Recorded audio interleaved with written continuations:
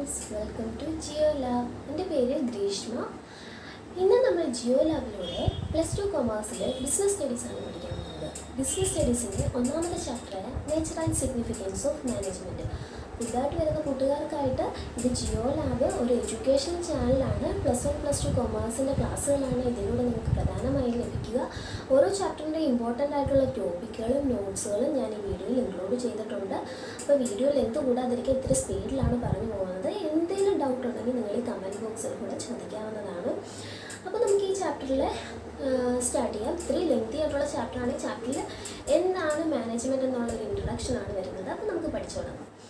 ചാപ്റ്ററിൻ്റെ പേര് nature and significance of management. അപ്പോൾ ആദ്യമായിട്ട് നമുക്ക് നോക്കാം എന്താണ് മാനേജ്മെൻറ്റ്. ഓക്കെ, മാനേജ്മെൻറ്റ് എന്താണ്?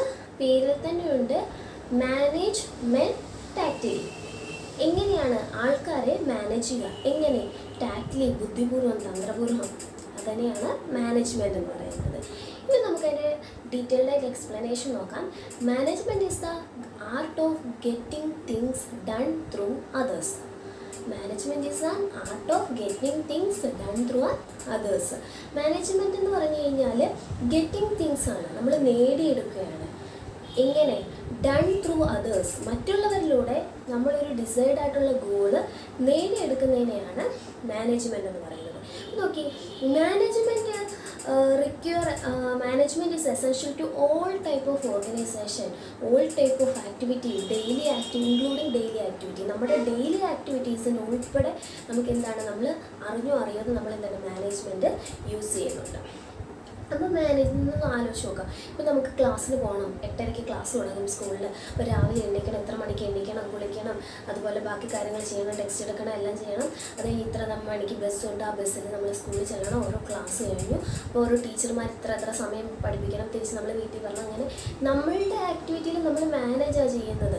എന്താണ്? ഓരോ കാര്യങ്ങൾ സ്റ്റെപ്പ് ബൈ സ്റ്റെപ്പായിട്ട് നമ്മൾ പ്ലാൻ ചെയ്താണ് ചെയ്യുന്നത്, ഇല്ലേ? അപ്പോൾ നമ്മളും എന്താണ്, ഇൻ ഷോർട്ട് ടൈം നമ്മൾ എന്താണ് നമുക്ക് പറയാം, നമ്മളൊരു മാനേജറാണ്. ഇപ്പോൾ നോക്കി, മാനേജ്മെൻറ്റിൻ്റെ ഒരു എക്സ്പ്ലനേഷൻ കൂടി നോക്കാം. Management is an activity to coordinate, control and direct individual. അപ്പോൾ മാനേജ്മെൻറ്റ് ഒരു ആക്ടിവിറ്റിയാണ്. അതിൽ കോർഡിനേറ്റ് ചെയ്യുക എന്ന് വെച്ചാൽ പല ഭാഗത്ത് ചിതറിക്കിടക്കുന്ന സാധനങ്ങളെല്ലാം ഒരുമിച്ച് കൊണ്ടുവന്നാൽ മാത്രം മതിയോ? ഇല്ല, അവയെ കൺട്രോൾ ചെയ്യണം. അതുപോലെ നമുക്ക് എന്താണ്, കൺട്രോൾ ചെയ്യുക, നിയന്ത്രിക്കുക, അങ്ങോട്ടും ഇങ്ങോട്ടും ഒന്നും പോകാതെ നമ്മൾ കൺട്രോൾ ചെയ്ത് വെക്കണം. അതുപോലെ ഡയറക്റ്റ് ചെയ്യുക, എന്താണ് അവർ ചെയ്യേണ്ടതെന്ന് നമ്മൾ പറഞ്ഞു കൊടുക്കുക, ഡയറക്റ്റ് ചെയ്യുക. അപ്പോൾ management is an activity of coordination, control and direct individual and group. ഇൻഡിവിജ്വലിനെ മാത്രമല്ല, ഗ്രൂപ്പിനെ. And effort towards attaining cherished goals of the business. അപ്പോൾ നമ്മൾ ഓൾറെഡി ഡിസൈഡ് ചെയ്ത് വെച്ചിരിക്കുന്ന ആ ഗോള് നേടാൻ വേണ്ടി ആൾക്കാരെയോ അല്ലെങ്കിൽ ഗ്രൂപ്പ് ഓഫ് പീപ്പിളിനെയോ കോർഡിനേറ്റും കൺട്രോളും ഡയറക്റ്റും ചെയ്യുന്ന പ്രോസസ്സിനെ നമുക്ക് എന്തെന്ന് പറയാം? മാനേജ്മെൻറ്റ് എന്ന് പറയാം. അപ്പോൾ management is an art of getting things done through others.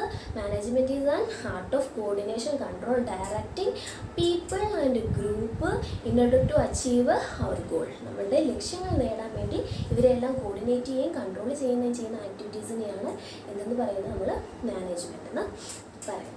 ഇനി നമുക്ക് നോക്കാം എന്താണ് മാനേജ്മെൻറ്റിൻ്റെ സ്വഭാവം, characteristics of management.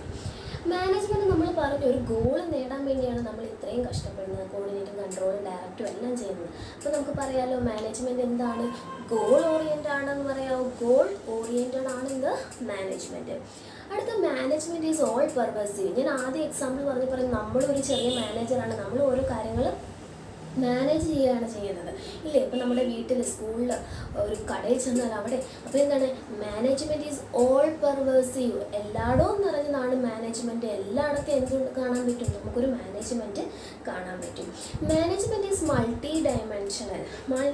Multi dimension എന്ന് പറഞ്ഞാൽ മാനേജ്മെൻറ്റ് പല തലത്തിലാണെന്ന്. അത് നമ്മൾ ഡീറ്റെയിൽഡായിട്ട് പഠിക്കാനുണ്ട്. Management is multi dimension. പല തലത്തിൽ നമ്മൾ എന്ത് കൊടുക്കുന്നു? മാനേജ്മെൻറ്റ് ഉപയോഗിക്കുന്നു. ഫോർ എക്സാമ്പിൾ, നമ്മൾ ആദ്യം പറഞ്ഞു ആൾക്കാരെ മാനേജ് ചെയ്യാൻ നമ്മൾ മാനേജ്മെൻറ്റ് ചെയ്യുന്നു, മാനേജ്മെൻറ്റ് ഓഫ് പീപ്പിൾ. അതുപോലെ തന്നെ മാനേജ്മെൻറ്റ് ഓഫ് വർക്ക്, ഒരു ജോലിയെ നമ്മൾ എന്ത് ചെയ്യുന്നു? മാനേജ് ചെയ്യുന്നു.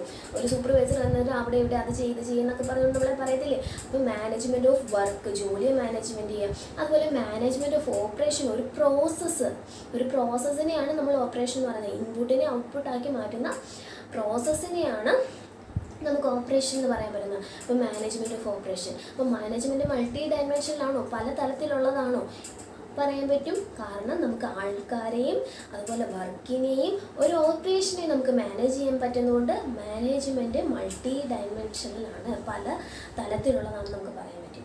പിന്നെ management is A continuous process. Management ഒരു ആക്ടിവിറ്റിയിൽ ഒതുങ്ങുന്നതാണോ? അല്ല. ഒരു ദിവസം മാനേജ് ചെയ്ത് കഴിഞ്ഞ് നമ്മൾ സ്റ്റോപ്പ് ചെയ്യണോ? അല്ല. ഓരോ ദിവസവും എന്താണ് നമ്മൾ തുടർന്നുകൊണ്ടേയിരിക്കും. അതുകൊണ്ട് മാനേജ്മെൻറ്റിന് നമുക്ക് എന്തെന്ന് പറയാം, ഒരു കണ്ടിന്യൂസ് പ്രോസസ്സ് എന്ന് പറയാം. Management is A group activity.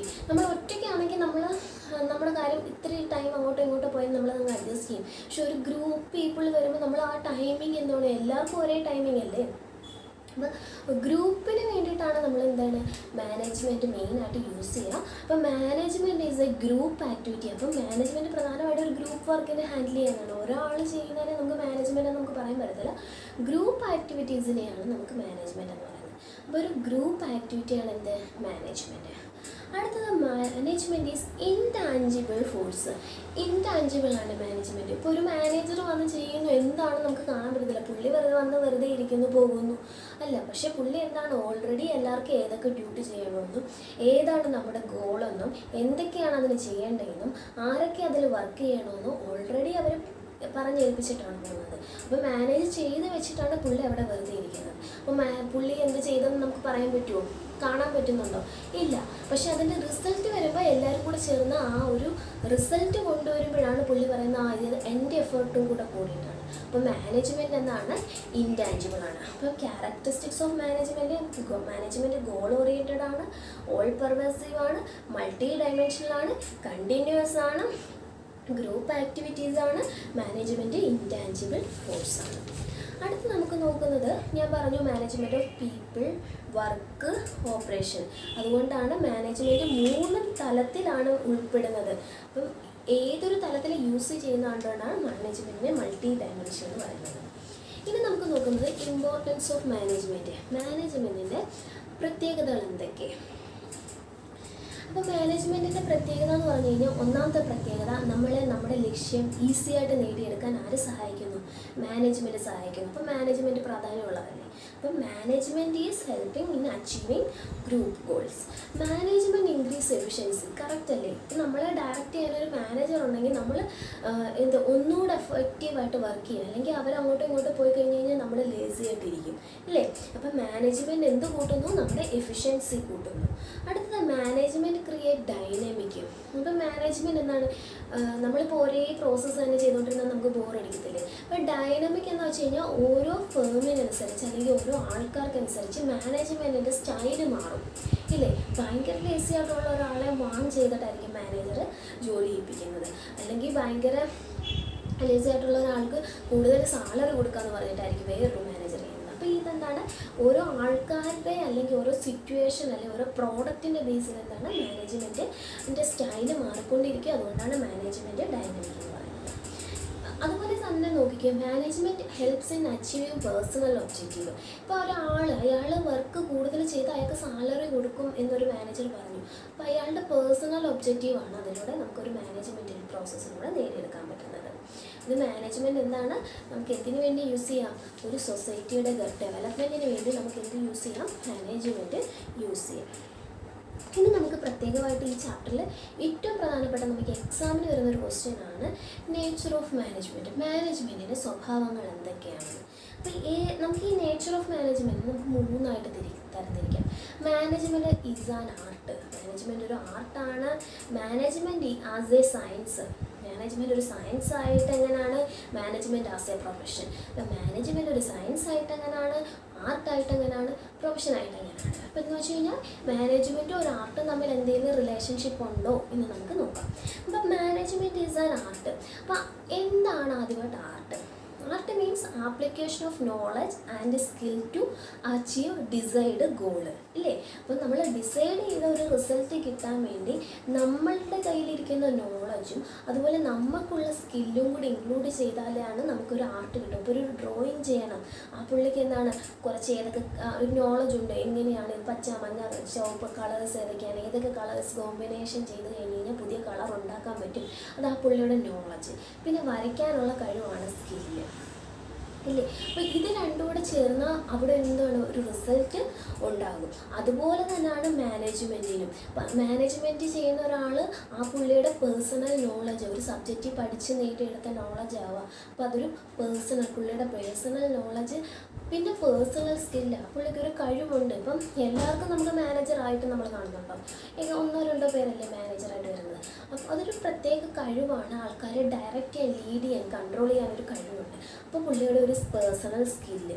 അതുപോലെ തന്നെ റിസൾട്ട് ഓറിയൻറ്റഡ് അപ്രോച്ചാണ്. ആർട്ടും റിസൾട്ടിന് വേണ്ടിയാണ്, മാനേജ്മെൻറ്റും റിസൾട്ടിന് വേണ്ടിയിട്ടാണ്. അടുത്തത് എന്തുവാണ്? ക്രിയേറ്റീവ് ആക്ടിവിറ്റിയാണ്. അപ്പോൾ ആർട്ടെന്ന് പറഞ്ഞു കഴിഞ്ഞാൽ നമുക്ക് ഇപ്പോൾ ഒരു വീടിൻ്റെ പടം വരയ്ക്കാൻ പറഞ്ഞാൽ ഞാനൊരു തരത്തിൽ വരയ്ക്കും, നിങ്ങളൊരു തരത്തിൽ വരയ്ക്കും. അപ്പോൾ അതെന്താണ് ക്രിയേറ്റിവിറ്റി. ഇപ്പോൾ നമ്മൾ വരയ്ക്കാൻ ജസ്റ്റ് ഒരു വീട് വരച്ചാൽ മതി. അപ്പോൾ എൻ്റെ ക്രിയേറ്റിവിറ്റിയാണ് ഞാൻ വരയ്ക്കുന്ന വീട്, നിങ്ങളുടെ ക്രിയേറ്റിവിറ്റി ആയിരിക്കും നിങ്ങൾ വരയ്ക്കുന്നത്. അതുപോലെ ഓരോ മാനേജറും ആ മാനേജറിൻ്റെ വയസ്സനുസരിച്ച് പുതിയ പുതിയ ക്രിയേറ്റീവായിട്ട് ഇന്നോവേറ്റീവായിട്ടുള്ള ഐഡിയാസ് കണ്ടുപിടിക്കും. അപ്പോൾ നമുക്ക് പറയാൻ പറ്റില്ലേ മാനേജ്മെൻറ്റ് ആസ് ആൻ ആർട്ട് എന്ന് പറഞ്ഞു കഴിഞ്ഞാൽ മാനേജ്മെൻറ്റ് ആർട്ടിനെ പോലെ തന്നെ സെയിം ആണ്. അപ്പോൾ നമുക്ക് പറയാമല്ലോ മാനേജ്മെൻറ്റ് എന്താണ്, ഒരു ആർട്ടാണ്. അടുത്ത് നമുക്ക് പഠിക്കാനുള്ള മാനേജ്മെൻറ്റ് ആസ് എ സയൻസ്. ഇനി മാനേജ്മെൻറ്റ് സയൻസ് ആണോ നോക്കാം. സയൻസ് എന്താണ് ആദ്യം? Science is the systematized body of knowledge containing some general truth. അപ്പം it shows relationship between variables. അപ്പോൾ 3 കാര്യങ്ങളാണ്. സിസ്റ്റമാറ്റിസൈഡ് ബോഡി ഓഫ് നോളജ് ആണ് science. Contain some general fact അല്ലെങ്കിൽ ജനറൽ ട്രൂത്ത് ഉണ്ട്, അതിൻ്റെ അത് പൊതുവായ സത്യങ്ങളുണ്ട്. റിലേഷൻഷിപ്പ് ബിറ്റ്വീൻ വേരിയബിൾസ്, അതെന്താണ് 2 വേരിയബിൾസ് തമ്മിലുള്ള റിലേഷനാണ് എന്തിൽ വരുന്നത്, സയൻസിൽ. അപ്പം നോക്കാം നമുക്ക്. സിസ്റ്റമാറ്റിസൈഡ് ബോഡി ഓഫ് നോളജ് സയൻസ്. അപ്പം മാനേജ്മെൻറ്റും സയൻസ് ശരിയാണ്. Systematic side body of knowledge ഒരു പ്രത്യേക മേഖലയിലുള്ള അറിവുകളല്ലേ സയൻസിൽ വരുന്നത്. ഇപ്പോൾ MBBS, അപ്പോൾ ആ മെഡിസിൻ അതിലുള്ള ഒരു പ്രത്യേക അറിവ്, അതിലെ സിസ്റ്റമാറ്റിക് സൈഡ് ഒരു പ്രത്യേക സ്റ്റെപ്പ് ബൈ സ്റ്റെപ്പ് ആയിട്ടുള്ളൊരു അറിവല്ലേ, ഒരു പ്രത്യേക സിസ്റ്റം അല്ലേ. അപ്പം മാനേജ്മെൻറ്റ് നോക്കി അതും ഒരു സിസ്റ്റമാറ്റിക് സൈഡ് ഒരു പ്രത്യേക മേഖലയിലുള്ള ഒരു അറിവല്ലേ. സിസ്റ്റമാറ്റിക് സൈഡ് ബോഡി ഓഫ് നോളജാണ് ആർട്ടും അല്ല മാനേജ്മെൻറ്റും സയൻസും. അതുപോലെ തന്നെ ഇതിൻ്റെ അകത്ത് കണ്ടെയ്ൻ സം ജനറൽ ട്രൂത്ത്. ഇതിൻ്റെ അകത്ത് എന്താണ് പൊതുവായ ചില സത്യങ്ങളില്ലേ. സയൻസിനകത്ത് എന്താണ് നമ്മൾ എക്സ്പെരിമെൻറ്റ് ചെയ്ത് അതിലൊരു എന്താണ് ഇത് ഇങ്ങനെയാണ് എന്നവർ പ്രൂവ് ചെയ്യാണ്. അതൊരു ട്രൂത്ത് അവരുടെ ഒരു സത്യത അതിലൂടെ കാണിച്ചു തരാം. അപ്പം മാനേജ്മെൻറ്റും അതുപോലെ നമുക്കൊരു പ്രൂവ് ചെയ്യാൻ പറ്റുന്ന ചില കാര്യങ്ങളുണ്ട് നമുക്ക് പറയാം. അതുപോലെ it shows the relationship between variables. 2 വസ്തുക്കൾ തമ്മിലുള്ള റിലേഷൻഷിപ്പാണ് സയൻസിൽ കാണിക്കുന്നത്. മാനേജ്മെൻറ്റിൽ ഇനി അങ്ങനെ ഉണ്ടോ നമുക്ക് നോക്കിയാലോ. അപ്പോൾ നമ്മൾ പറഞ്ഞു സിസ്റ്റമാറ്റിസൈഡ് ബോഡി ഓഫ് നോളജ് ആണ് സയൻസ്. സയൻസും മാനേജ്മെൻറ്റും ഒരുപോലെ ഒരു പ്രത്യേക മേഖലയിലുള്ള അറിവുകളാണ്. അടുത്തത് principles of science and management have universal application. നമ്മൾ പറഞ്ഞു ഓൾറെഡി മാനേജ്മെൻറ്റിൽ സയൻസിൽ ഒരു ട്രൂത്ത് ഉണ്ടെന്ന്. അപ്പോൾ നോക്കിക്കോണം ഇത് യൂണിവേഴ്സൽ ആപ്ലിക്കേഷനാണ്. ഇപ്പോൾ ഒരു എക്സ്പെരിമെൻറ്റ് ഇന്ത്യയിൽ ചെയ്താലും അമേരിക്ക ചെയ്താലും സയൻസിൻ്റെ എക്സ്പെരിമെൻറ്റ് ഒരേ റിസൾട്ട് ആയിരിക്കും. അതുപോലെ മാനേജ്മെൻറ്റിൻ്റെ തിയറീസും ഇന്ത്യയിൽ നമുക്ക് അപ്ലൈ ചെയ്യാം, അമേരിക്കയിൽ അപ്ലൈ ചെയ്യാം. യൂണിവേഴ്സൽ ആപ്ലിക്കേഷനാണ് മാനേജ്മെൻറ്റ് തിയറിയും അതുപോലെ തന്നെ സയൻസ് തിയറിയും നമുക്ക് യൂണിവേഴ്സലായിട്ട് അപ്ലൈ ചെയ്യാൻ പറ്റുന്ന പ്രിൻസിപ്പിൾസാണ്. അതുപോലെ ഈ മാനേജ്മെൻറ്റിൻ്റെ തിയറിയും സയൻസിൻ്റെ തിയറിയൊക്കെ എങ്ങനെ കൊണ്ടുവന്നത്, പല സ്റ്റെപ്പ് ബൈ സ്റ്റെപ്പായിട്ടുള്ള എക്സ്പെരിമെൻറ്റ് കഴിഞ്ഞിട്ടല്ലേ സയൻസിൻ്റെ ഒരു തിയറി കൊണ്ടുവന്നത്. അതൊരു മെഡിസിൻ കൊണ്ടുവരുന്നത്, ഇപ്പോൾ കൊറോണയുടെ തന്നെ മെഡിസിൻ കൊണ്ടുവരുന്ന 5-6 ഘട്ടമായിട്ടുള്ള എക്സ്പെരിമെൻറ്റിൻ്റെയും റിസർച്ചിൻ്റെയും ഒക്കെ ബേസിലാണ് നമ്മളിപ്പോൾ ഈ മരുന്ന് കൊണ്ടുവരുന്നത്. എന്താണ് കോവാക്സിൻ എന്ന് പറഞ്ഞൊരു മരുന്ന് നമ്മൾ ഇന്ത്യ റിസർച്ച് ചെയ്യുന്നുണ്ട്. അപ്പോൾ ഇതൊക്കെ എത്ര നാളായിട്ട് അതിൻ്റെ ഒരു റിസർച്ച് നടന്നുകൊണ്ടിരിക്കുകയാണ്. അപ്പോൾ കുറേ വർഷത്തെ റിസർച്ചിന് ശേഷമാണ് ഒരു സയൻസിൻ്റെ ഒരു തിയറി പ്രിൻസിപ്പിൾസ് ഡെവലപ്പ് ചെയ്യുന്നത്. അതുപോലെ തന്നെയാണ് മാനേജ്മെൻറ്റിന് ഏതെങ്കിലും തിയറികളൊക്കെ കൊണ്ടുവരണമെങ്കിലും അവരെന്താണ് കുറേ നാളത്തെ എക്സ്പെരിമെൻറ്റിനും റിസർച്ചിനും സ്റ്റഡീസിനും ഒക്കെ ശേഷം മാത്രമാണ് ഒരു തിയറി ഇൻട്രൊഡ്യൂസ് ചെയ്യുക.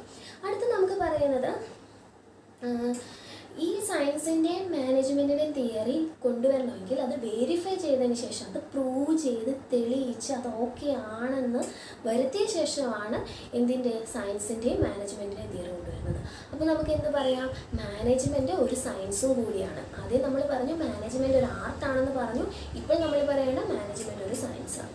മൂന്നാമത്തെയാണ് management as a profession. Management ഒരു പ്രൊഫഷൻ ആണോ, ഒരു വിദഗ്ധനാണോ, അല്ലെങ്കിൽ ഒരു വിദഗ്ധ തൊഴിലാണോ എന്ന് നോക്കാം. അപ്പോൾ പ്രൊഫഷൻ എന്ന് വെച്ച് കഴിഞ്ഞാൽ എന്നാൽ എന്താ നോക്കാം. നോക്കാം. Profession is the occupation that requires specialised knowledge and often long intensive academic preparation. ഒരു സ്പെഷ്യലൈസ്ഡ് നോളജാണ് പ്രൊഫഷൻ എന്ന് പറഞ്ഞു കഴിഞ്ഞാൽ, ഒരു സ്പെഷ്യലൈസ്ഡ് നോളജാണ്. അത് മാത്രം പോരാ, ഒരു അക്കാഡമിക് പ്രിപ്പറേഷനും ഉണ്ട്. കുറേ നാളത്തെ ഒരു ലോങ് ഇൻറ്റൻസീവ് അക്കാഡമിക് പ്രിപ്പറേഷൻ ഉണ്ട്. ആ പഠിച്ചത് ബേസ് പ്രാക്ടിക്കലിനൊക്കെ പോകുന്ന പറയത്തില്ല, എക്സ്പീരിയൻസിനൊക്കെ പോകുന്നു. ഇപ്പം MBBS അതൊരു പ്രൊഫഷനാണ്, ഒരു പ്രത്യേക BDS നോക്കാം. അപ്പോൾ അതിൻ്റെ പല്ല് ആ വിഭാഗത്തിലേക്കുള്ള ഒരു സ്പെഷ്യലൈസ്ഡ് നോളജ് അല്ലേ ദന്ത ഡോക്ടർ. അപ്പോൾ ആ പല്ലിൻ്റെ ആ വിഭാഗമായതുകൊണ്ടാണ് അതിൽ ആ പ്രത്യേക മേഖലയിലുള്ള അറിവല്ലേ, സ്പെഷ്യലൈസ്ഡ് നോളജ് ആയില്ലേ അപ്പോൾ എന്തുവാണ് ഒരു ഡെന്റിസ്റ്റ് എന്ന് പറയുന്നത്. അതുപോലെ ഒരു കുട്ടി BDS പഠിച്ചിട്ട് പിറ്റേന്ന് തന്നെ ഡോക്ടറായിട്ട് ഇറങ്ങണം അല്ല, പുള്ളി എന്തെടുക്കും, ഒരു അക്കാഡമിക് പ്രിപ്പറേഷൻ ഉണ്ട്. ആരെങ്കിലും ഡോക്ടേഴ്സിൻ്റെ എക്സ്പെർട്ടായിട്ടുള്ള ഡോക്ടേഴ്സിൻ്റെ കീഴിൽ പോയി പ്രാക്ടീസ് ചെയ്തതിന് ശേഷം മാത്രമേ ഇൻഡിപെൻഡൻ്റ് ആയിട്ട് സ്റ്റാർട്ട് ചെയ്യുള്ളൂ. അതുപോലെയാണ് മാനേജ്മെൻറ്റും. സ്പെഷ്യലൈസ്ഡ് ബോഡി ഓഫ് നോളജാണ് എന്താണ് മാനേജ്മെൻറ്റ്. റെസ്ട്രിക്റ്റഡ് എൻട്രി ആണ്. എല്ലാവർക്കും വന്ന് മാനേജ് ചെയ്യാൻ പറ്റും. ഒരു ലോക്കൽ സ്ഥാപനമൊക്കെ ആണെങ്കിൽ ഓക്കെ, പക്ഷെ ഒരു എക്സ്പെർട്ടായിട്ടുള്ളൊരു മാനേജറിൻ്റെ കയ്യിൽ മാത്രമേ നമ്മൾ എന്ത് കൊടുക്കത്തുള്ളൂ, ഒരു ലീഡിങ് കമ്പനി എന്താണ് മാനേജ് ചെയ്യാൻ വേണ്ടി കൊടുക്കുകയുള്ളൂ. അതായത് റെസ്ട്രിക്റ്റഡ് എൻട്രി ആണ്. അടുത്തത് സർവീസ് മോട്ടീവ്. അപ്പോൾ നോക്കിയേ, നമ്മൾ പറഞ്ഞു ആദ്യം തന്നെ ഒരു പ്രൊഫഷനാണെന്ന്. MBBS ഒരു പ്രൊഫഷനല്ലേ, അവിടെ പ്രധാന ലക്ഷ്യം എന്താണ്, സർവീസാണ്. അല്ലാതെ നമ്മൾ ഡോക്ടറെ കാണുമ്പോൾ ഡോക്ടർ ഒന്നും പാക്ക് ചെയ്ത് നമ്മൾക്ക് തന്നു വിടുന്നില്ല, നമ്മൾ അത്രയും ഫീസ് കൊടുക്കുന്നതിന്. അവിടെ എന്താണ് ഡോക്ടർ തരുന്നത്, സർവീസാണ്. അതേപോലെ തന്നെയാണ് ഒരു മാനേജ്മെൻറ്റിന് മാനേജർ എന്താണ് നമുക്ക് തരുന്നത്, ഒരു സർവീസാണ് നമുക്ക് തരുന്നത്. അതുപോലെ ഒരു റെപ്രസെൻറ്റേറ്റീവ് അസോസിയേഷൻ വേണം. അപ്പോൾ ഡോക്ടേഴ്സ് അസോസിയേഷൻ, ലോയേഴ്സ് അസോസിയേഷൻ അങ്ങനെയൊക്കെ കേട്ടിട്ടില്ലേ, ബാർ അസോസിയേഷൻ എന്നൊക്കെ. അപ്പോൾ ഈ ലോയറിൻ്റെ അസോസിയേഷനാണ് ബാർ അസോസിയേഷൻ. ഓക്കെ, അപ്പോൾ ഈ റെപ്രസെൻറ്റേറ്റീവ് അസോസിയേഷൻ ആർക്കുണ്ട്, ഈ പ്രൊഫഷണൽസ് ഉണ്ട്. അതുപോലെ മാനേജ്മെൻറ്റ് ഫീൽഡിലും റെപ്രസെൻറ്റേറ്റീവ് അസോസിയേഷൻ ഉണ്ട്. അതുപോലെ ഒരു കോഡ് ഓഫ് കണ്ടക്റ്റ്, ഒരു പ്രത്യേക പെരുമാറ്റ രീതികളും ചട്ടങ്ങളും നിയമങ്ങളും ആര് പാലിക്കേണ്ടതായിട്ടുണ്ട്, ഈ പ്രൊഫഷണൽസ് പാലിക്കേണ്ടതായിട്ടുണ്ട്. അപ്പോൾ ഈ മാനേജ്മെൻറ്റോ മാനേജറിനും അതേപോലെ പ്രത്യേക കോഡ് ഓഫ് കണ്ടക്റ്റ് ഉണ്ട്, എങ്ങനെ ബിഹേവ് ചെയ്യണം, ഏതൊക്കെ ചെയ്യണം, എത്തിക്സിൻ്റെ ബേസിലൊക്കെ ചെയ്യണം എന്നൊക്കെ പറഞ്ഞിട്ടൊരു കോഡ് ഓഫ് കണ്ടക്റ്റ് ഉണ്ട്. അപ്പോൾ നമുക്ക് പറയാൻ പറ്റും മാനേജ്മെൻറ്റിനെ എന്തായിട്ട് നമുക്ക് പരിഗണിക്കാം, ഒരു പ്രൊഫഷനായിട്ടും പരിഗണിക്കാം. അപ്പോൾ നമുക്ക് മാനേജ്മെൻറ്റിനെ ആർട്ട് എന്ന് പറയാം, സയൻസ് എന്ന് പറയാം, പ്രൊഫഷൻ എന്ന് പറയാം. അപ്പോൾ ഇത് തമ്മിൽ നമുക്ക് ഇതുപോലുള്ളൊരു ക്വസ്റ്റ്യൻ നമുക്ക് എക്സാമിന് മെയിനായിട്ട് ചോദിക്കും. എന്താണ് മാനേജ്മെൻറ്റിന് എന്തുകൊണ്ടാണ് ആർട്ട് എന്ന് പറയുന്നത്, അല്ലെങ്കിൽ എന്തുകൊണ്ടാണ് സയൻസ് എന്ന് പറയുന്നത്, ബോത്ത് ആർട്ട് ആൻഡ് സയൻസ് എന്ന് പറയാനുള്ള കാരണം എന്തൊക്കെയാണെന്നും ചോദിക്കുന്നുണ്ട്. ഇനി നമുക്ക് അടുത്തതായിട്ട് ഈ ചാപ്റ്ററിൽ പ്രധാനമായിട്ട് പഠിക്കാനുള്ളതാണ് ലെവൽസ് ഓഫ് മാനേജ്മെൻറ്റ്. മാനേജ്മെൻറ്റ് ചെയ്യാവുന്ന തലങ്ങൾ. അപ്പോൾ ഈ മാനേജേഴ്സിനെ തന്നെ പല ലെവലായിട്ട് നമ്മളങ്ങ് തരംതിരിച്ചിട്ടുണ്ട്. എങ്ങനെ, top level, middle level, bottom level. എന്താണ്, മാനേജേഴ്സിനെ തന്നെ പല ലെവലായിട്ട് ക്ലാസിഫൈ ചെയ്തിട്ടുണ്ട്. Top level management. ഇപ്പം top level management, middle level management, lower level management. Top level മാനേജ്മെൻറ്റിൽ ആരൊക്കെയാണ് വരുന്നത്, board of directors, chief executive, managing directors. അപ്പം നോക്കിയേ, board of directors, chief executive, managing directors. Board of directors എന്ന് പറഞ്ഞാൽ കമ്പനിയുടെ share holder ആവാം, ചിലപ്പോൾ ഓണർ ആവാം, പാർട്ട്നേഴ്സ് ആവാം. അപ്പോൾ ഇവരൊക്കെ ഈ ബോർഡ് ഓഫ് ഡയറക്ടേഴ്സിലാണ്. ചീഫ് എക്സിക്യൂട്ടീവ് എന്ന് വെച്ചാൽ പ്രധാനപ്പെട്ട എക്സിക്യൂട്ടീവ്സ് എന്ന് വെച്ച് കഴിഞ്ഞാൽ ഈ എന്താ പറയുക, റീജിയണൽ മാനേജർ അങ്ങനെയൊക്കെ പറയത്തില്ലേ, അവരൊക്കെ. അതുപോലെ മാനേജിംഗ് ഡയറക്ടേഴ്സ്, ഒരു പെർട്ടിക്കുലർ ഫേം ഫുള്ള് കൺട്രോൾ ചെയ്യുന്നവരൊക്കെയാണ് മാനേജിങ് ഡയറക്ടേഴ്സ് എന്ന് പറയുന്നത്. ഇപ്പോൾ റിലയൻസ് ജിയോ എടുക്കുകയാണെങ്കിൽ അംബാനി അവരൊക്കെ ഏതാണ് ചീഫ് എക്സിക്യൂട്ടീവ്സ്, അത് അല്ല ബോർഡ് ഓഫ് ഡയറക്ടേഴ്സിൽ വരും. പിന്നെ അത് ചീഫ് എക്സിക്യൂട്ടീവ് എന്ന് പറഞ്ഞു കഴിഞ്ഞാൽ ഓരോ റീജിയൻ വൈസ്, ഇപ്പോൾ കേരളം, തമിഴ്നാട് അങ്ങനെയൊക്കെ ഓരോ റീജിയൻ വൈസ്. അതുപോലെ മാനേജിങ് ഡയറക്ടേഴ്സ്, റിലയൻസിൻ്റെ പെട്രോൾ ഒരു ഭാഗമായിരിക്കും, അതുപോലെ റിലയൻസിൻ്റെ ജിയോ ഒരു ഭാഗം കൺട്രോൾ ചെയ്യും. അപ്പോൾ റിലയൻസ് ഫ്രഷ് ഒരാൾ, റിലയൻസ് പെട്രോൾ ഒരാൾ, ഇതിൻ്റെ എല്ലാം ഹെഡാണ് മാനേജിങ് ഡയറക്ടേഴ്സിൻ്റെ ഭാഗത്തിൽ വരുന്നത്. മനസ്സിലായി കാണുമെന്ന് വിചാരിക്കുന്നു. അടുത്ത് നമുക്ക് പഠിക്കാനുള്ളത് മിഡിൽ. അപ്പോൾ ഈ നോക്കിയേ, ടോപ്പ് ലെവൽ മാനേജേഴ്സ്, അവരുടെ ഡ്യൂട്ടി നമ്മൾ പറയാൻ വിട്ടുപോയി. അപ്പോൾ എന്താണ് അവരുടെ പ്രധാനപ്പെട്ട ഡ്യൂട്ടി, ഒരു ഓർഗനൈസേഷൻ്റെ ഹെഡായിരിക്കുമല്ലോ. അപ്പോൾ ഇവരായിരിക്കും എന്താണ് ഗോള്, ഒരു ഓർഗനൈസേഷൻ്റെ ലക്ഷ്യം എന്താണ്, ഈ ഓർഗനൈസേഷൻ സ്റ്റാർട്ട് ചെയ്തിട്ടുണ്ട്. ഇപ്പോൾ റിലയൻസ് ജിയോയുടെ ഒബ്ജക്റ്റീവ് എന്തൊക്കെയാണ്, ഗോൾസ് എന്തൊക്കെയാണെന്ന് ഡിസൈഡ് ചെയ്തിരിക്കുന്നത്. അടുത്തപോലെ തന്നെ എസ്റ്റാബ്ലിഷ്മെൻറ്റ് ഓഫ് പോളിസീസ്. അപ്പോൾ ഈ ഗോള് നേടണം, അതാണ് എന്നുള്ളതാണ് അത് ഒന്നാമത്തെ കാര്യം. അതുപോലെ എന്തുമാത്രം ഫിനാൻസ് ഇടണം, കമ്പനിക്ക് എത്ര രൂപ നമ്മൾ ഇൻവെസ്റ്റ് ചെയ്യണം എന്നുള്ള തീരുമാനം എടുക്കുന്നത്. അതുപോലെ പോളിസീസും ഗൈഡ് ലൈൻസും ഒക്കെ ഉണ്ടാക്കുന്നത്. നമ്മുടെ റിലയൻസ് ജിയോയുടെ പോളിസി ഇതാണ്, അല്ലെങ്കിൽ നാളെ മുതൽ എല്ലാവർക്കും ഫ്രീ വൈഫൈ കൊടുക്കുക, നല്ല ഫ്രീ ഇൻ്റർനെറ്റ് കണക്ഷൻ കൊടുക്കുക, ഒരു 10 മാസത്തേക്ക് ഫ്രീ കണക്ഷൻ, അങ്ങനെയൊക്കെ എന്താണ് പ്രധാനപ്പെട്ട പോളിസീസ്, റൂൾസ്, റെഗുലേഷന് ഇതൊക്കെ ഇടുന്നത് ആരാണ്? ഈ ടോപ്പ് ലെവൽ മാനേജേഴ്സാണ്. അതുപോലെ ഇവരാണ് മെയിൻറ്റെയിനിങ് ഗുഡ് റിലേഷൻഷിപ്പ് ബിറ്റ്വീൻ പബ്ലിക്കുമായിട്ടുള്ള ഗുഡ് റിലേഷൻഷിപ്പ് മെയിൻറ്റെയിൻ ചെയ്യുന്നത്.